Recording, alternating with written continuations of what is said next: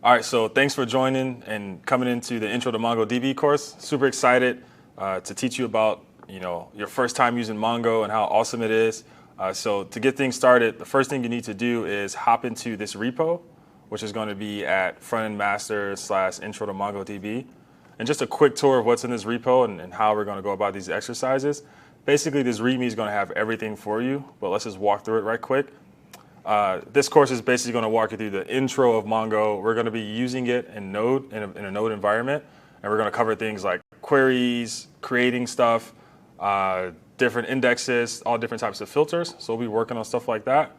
And it's going to be broken down into different exercises. So the repo is going to have a folder for every exercise. So if you click into the exercises folder, you'll see different folders for each exercise.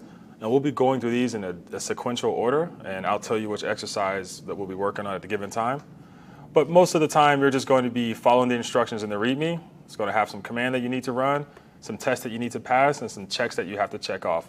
And that's going to be, we're going to be talking about the stuff in that exercise before you get to do it, so you'll have the proper context. So once you have this down, whether you fork it or clone it, just get it on your machine.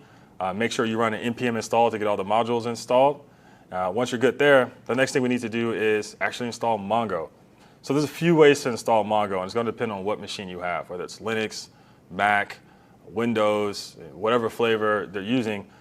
You probably are going to be able to do it from the source. And the creators of Mongo actually have a really nice setup and tutorials and documentation on how to install it in many different ways. So if you head over to their website at mongodb.com/download center, the next thing you want to do is you want to click on Community Server. That's what they call it, Community Server, but that's actually MongoDB, the one you want to use. So go ahead and go there. Click on the OS of your choice. For me, I'm OS X. And from here, it looks like I have two options. I can install with Homebrew, which is what I already did. I use Homebrew to install most of my stuff.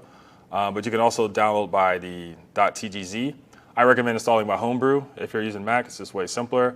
If you're using Windows, I recommend downloading the MSI file and going down that route, and they have installation instructions on how to do that. So once you have Mongo installed on your machine and you're ready to go, the next thing we want to do is verify that installation.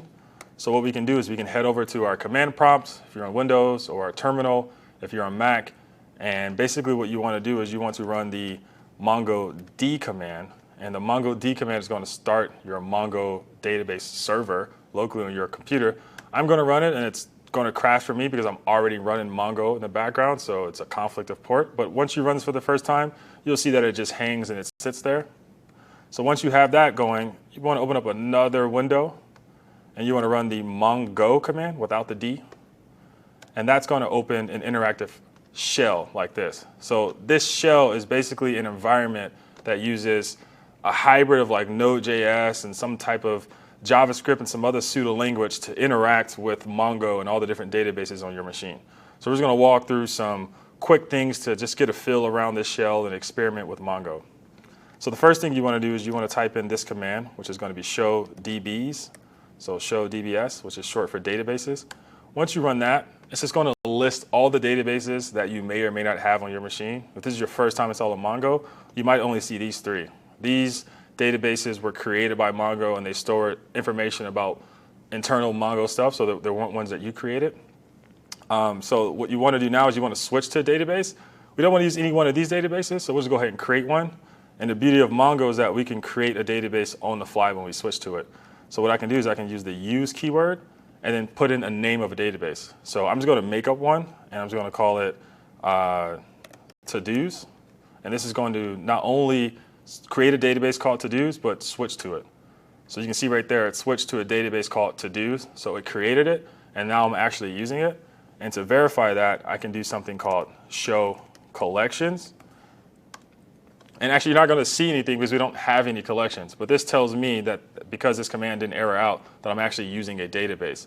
You can think of collections like tables in SQL, or very similar to that. And we'll get into collections a little later.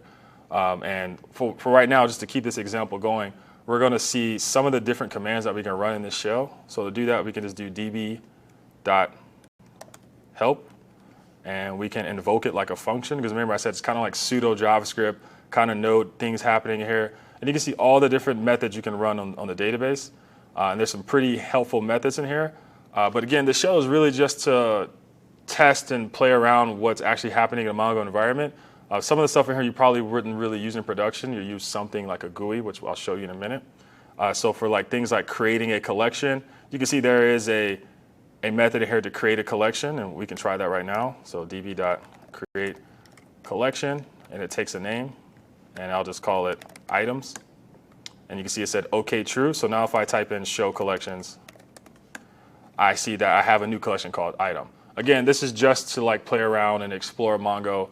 I highly recommend not using it. You can make a lot of mistakes in here. I'm prone to making a lot of mistakes in here, especially if you're like connected to like a deployed server somewhere. So highly recommend not doing it.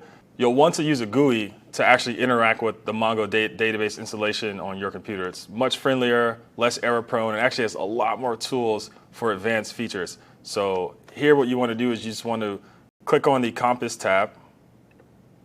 And MongoDB Compass is the GUI that MongoDB, the creators of Mongo, actually created for us. So it's free.